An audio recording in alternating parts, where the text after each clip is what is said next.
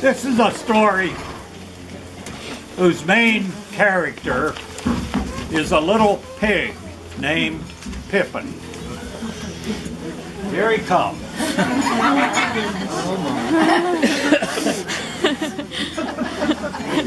want to cover your face with that, or do you want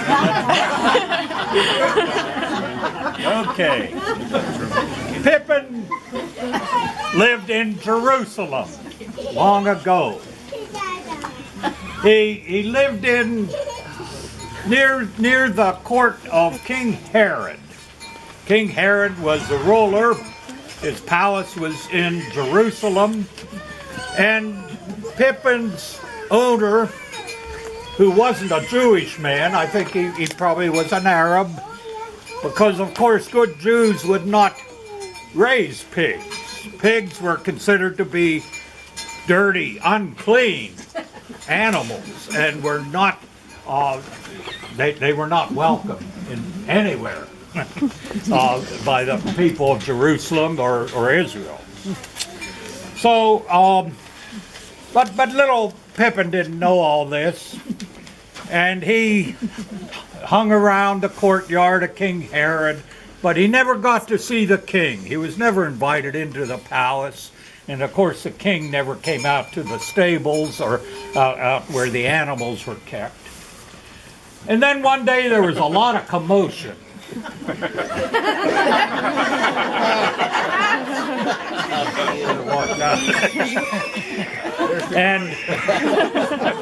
and a whole line of remarkable beasts arrived at the courtyard.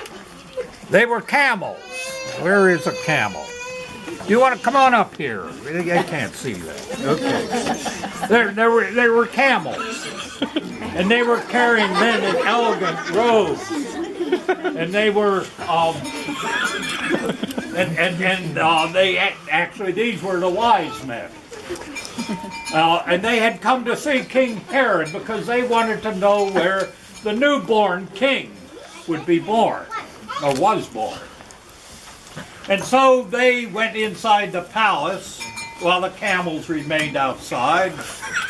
And the little pig went up to one of the camels, whose name was Yusuf the camel. And the little pig asked, because animals can talk to each other, you know that, and asked why they had come to Jerusalem. And they said, we are coming to see a newborn king. And we brought these wise men over the deserts from far off to find this new king. And we thought maybe King Herod could tell us where he is. Well, we know how that story plays out. But while they were in there, the little pig said to Yusuf, I'd really love to go and see the new king. Could I follow along with you?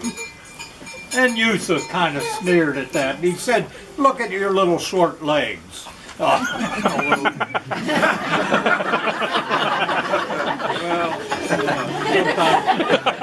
And you'd never keep up with us.